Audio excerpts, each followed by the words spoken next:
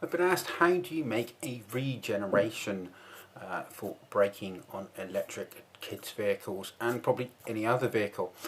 Today what I'm going to do is quickly go through how you do it. We're going to use analog and digital and lots of these which are relays. So what I've done is I've drawn out how we do it, but what I want to do is make sure that we approach this the right way. So here we have our first little drawing, and this is going to represent the battery. They're going to be the same battery, but I'm just going to show you this way.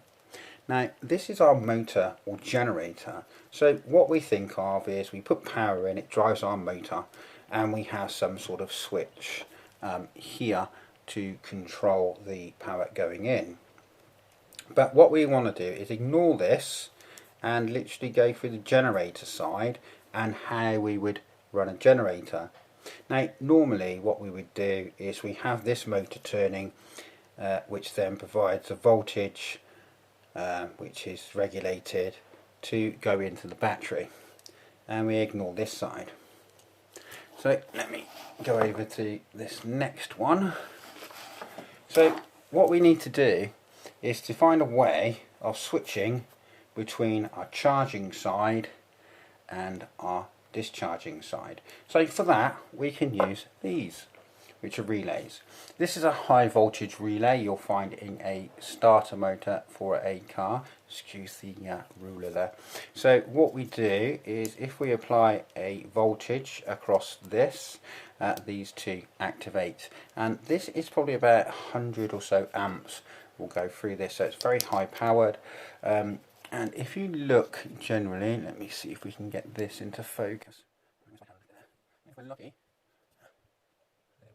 There we go. So what you have, okay, let's do this. Let's do the pictures that they put on there. So what we have is we have two HC connectors. That's this one and this one. We then, let me see if I can actually get this on here. No, you can't see. So we have two HC connectors. Underneath the connectors there is a coil which is powered by the lower, smaller pins. So as we pass current through these two here, although this is around the wrong way, this will charge up and effectively be an electromagnet, which is going to spring this up to make that connection there. So all we're doing is adding voltage here.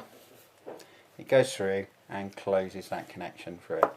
In fact, I'll probably show you one in this rather larger version.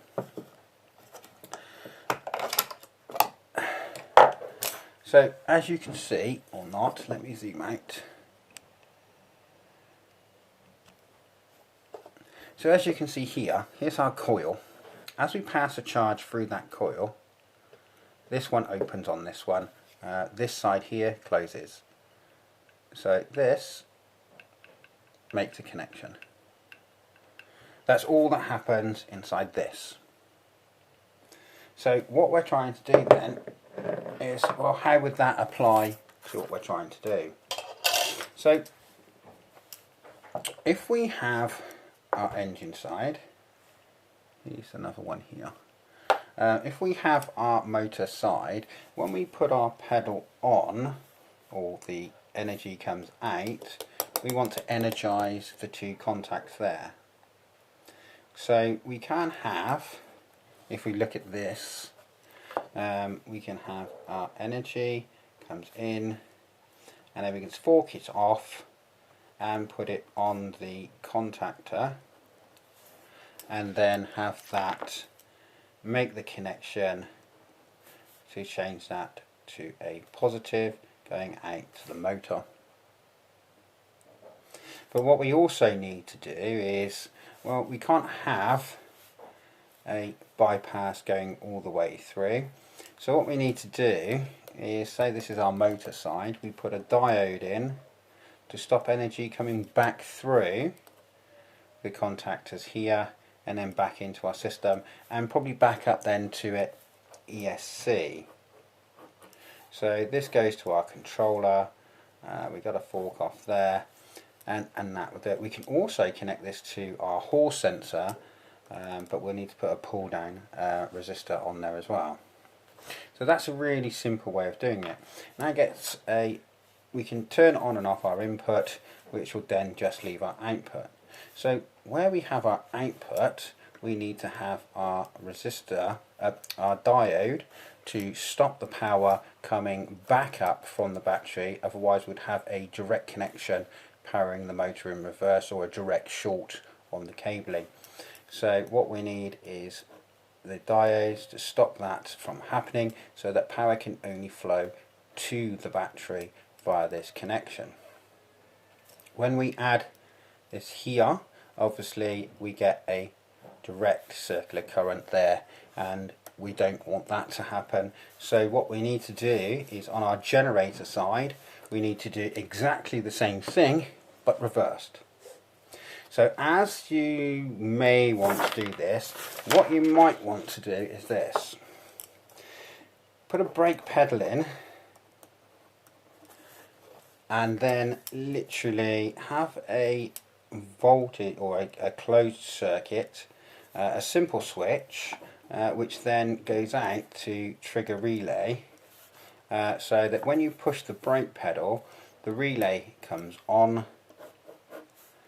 and this then charges the battery. How you charge your battery will be completely different. So if we go here, and then this one goes to plus, that goes to minus, and then this goes out to the relay, which then is our main line from our generator to the battery. So that's a really simple switching way of doing it. However, the problem is that motors don't generally generate the right type of voltage or power. You could have a lower voltage than what you put in and a higher current. So this is no good. So we could use one of these. Now this is an analog, a very old version, and these days we use these. So this is an analog version. It's very simple, high current, not too much fuss, but these are our new ones. You'd need to put a heat sink on this, probably run 2, and actually make up a full circuit to be able to use one of these. So what we can do with this is, our power comes in. These are Lucas. You can buy them on eBay. They're voltage regulators. They used to use them in Morris Minors and all the old cars using alternators or generators or dynamos. And what happens on this is rather simple. The voltage comes in, and once it reaches a certain potential, it switches between the two contacts here. Let's see here. So you get a current come through, it pulls down on this, which then activates the contactor, which then charges the battery. The potential is adjusted on these two screws here, which then makes the change in the voltage as when it comes on and off. So once a certain current goes through, this then powers the powers it, and also if too much current comes through, it also switches it off. So this is the analog version. These are about probably £20, say. Obviously these are 30 pence or so, so it's up to you which one you want to choose, although this is going to make it a little bit more complicated. These things last forever. You can overvolt them, they take huge amounts of current. These on the other hand, not so much. These will probably make, I think these are 3 or 5 amps, but they won't, unless you're going to make a circuit up for it, you're not really going to benefit so much from these. This one, literally shove it in, wire it up, job done. So let's go back to what we're going to do. We need to have our switches. So we've got an input switch and an output switch. Now these need to be tied together, and when you get your relays, this is not a great example of the relays. This is a smaller version, exactly the same thing. Let's see if we can do this. No. So what you have here you're not going to really be able to see this. It's 30 on the little diagrams they put on there. You've got a switch, so your switch is 30 and 87. So if you look on here, 30 and 87 is obviously these, and this is the switch with a pull down resistor in there, so it switches it off. Now you can get a normally off, normally on, which is probably better to do the switch, because these two switches need to be connected. So when there's nothing here, then it should be on here, and vice versa, so that you're switching off where the power is going to go. You then put your power going back into your regulator, which then goes to the battery. And this is a lovely drawing of a battery. I do apologise if you can't see it. So that's how you would make a braking system, or regenerative braking system. Now when you're loading and your brake load, as you probably should know, is that you go over to a direct short. Now if you've gone to a direct short, then that locks up the engine and uses the torque from the motor to actually stop the engine from running. So what you need to do is to try and balance out how much you're taking from that battery, or dumping into the battery. And obviously the lower the charge is in the battery, the less braking you're going less braking you're going to get. So this isn't exactly an ideal situation. You should have some sort of brake, and then you can put in this sort of system that you touch the brake switch, or put a switch on the pedal for the brake, whichever brake system you're using, which will then switch on, disconnect the power going in, and engage the power going out.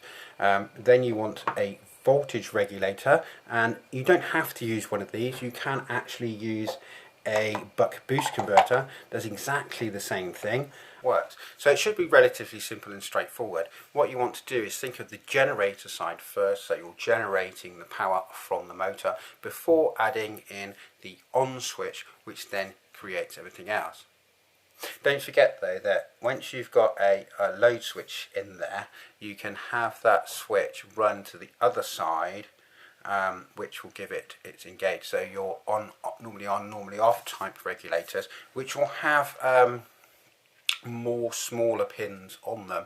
I can't think of any numbers to give you for these relays, but they're relatively simple and straightforward to find.